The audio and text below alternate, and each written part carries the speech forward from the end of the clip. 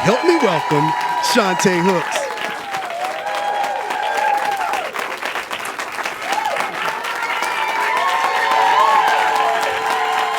Give it to me. All right, settle down, class. Settle down, settle down.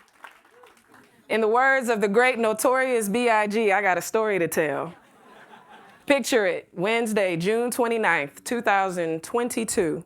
I'm working from home. I'm in my kitchen, probably in my jammies.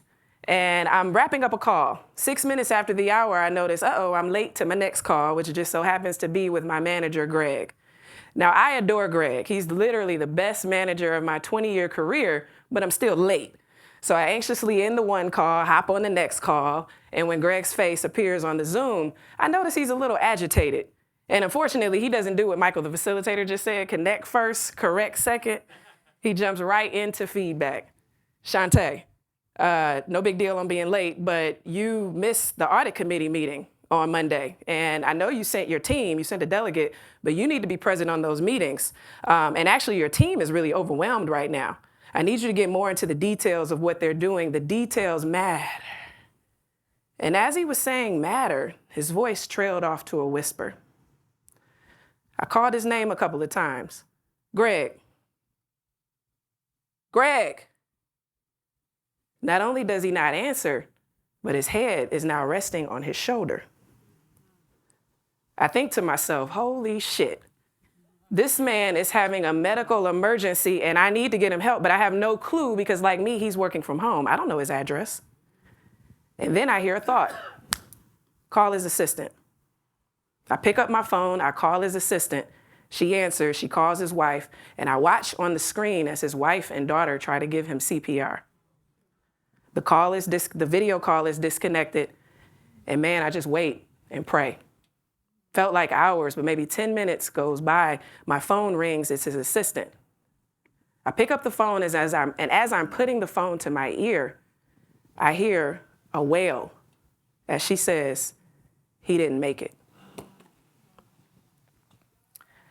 I dropped down to my knees, and when I tell y'all, I wept. I wept like the day that I watched my dad die. You see, Greg wasn't just my manager. He wasn't even just the best manager of my career. Greg was like a father figure to me. I told him this often. He was the first manager of my career to ever really see me. And he was expert, just an exceptional leader, expert at creating a sense of connection on his teams, and particularly inspiring a sense of belonging in those that reported to him.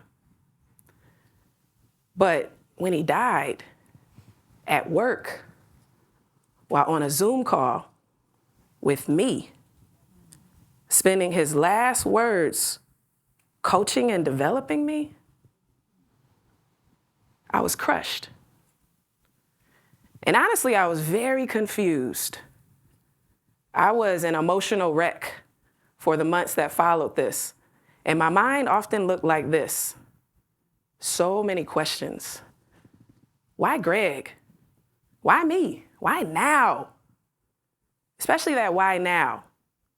So you have to understand, at the time, I was having one of the best years of my life. Not only did I report to literally one of the best leaders at this Fortune 100 bank, had one of the best reputations in the whole company, but I was a bit of a rising star at work. 2 years prior to this, I started a mindfulness community called the Stillness Loop for my colleagues.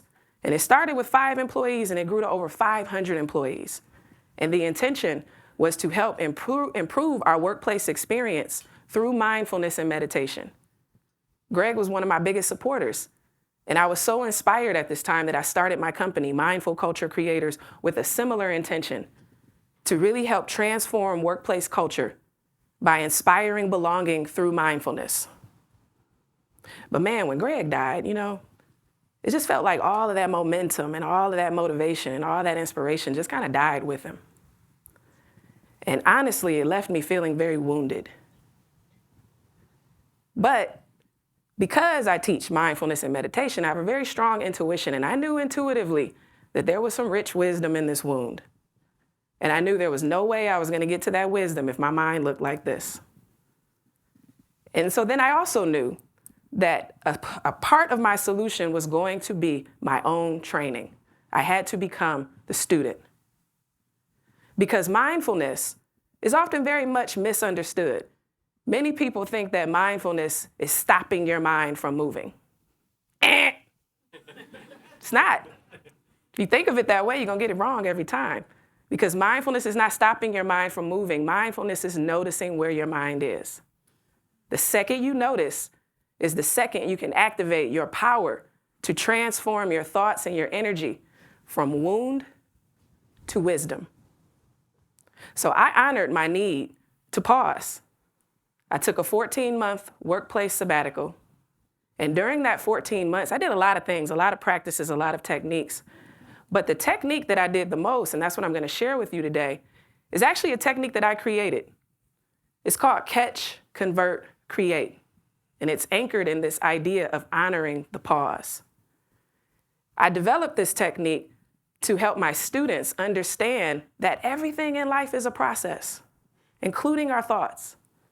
Between a thought and another thought and an action and a perspective are pauses that we often ignore. But when we feel that pause with a research-backed practice or practices, we can activate our internal ability to transform our emotions and our feelings out of our wound and into our wisdom. Now, I have a gift for you. I'm going to go over the first step. It's a 4-step framework. I'm going to go over the first one with you now. I know I may have brought the vibe down a little bit, so I want to make sure I bring it back up. So we'll go over the first step. If you're interested in the other 3 steps, I have a gift for you at the end. But the first step is always to honor the pause. And we're going to do that together. It's very simple. It starts with stopping. I encourage you to close your eyes, and feel free to do that or keep your eyes open with a soft gaze. And as you listen to my voice, just take really deep breaths, exaggerated breaths, breathing in a way that you don't normally breathe. And as you breathe, just notice something about your breath. Maybe you notice the clothing maybe shifting ever so slightly on your body as you breathe.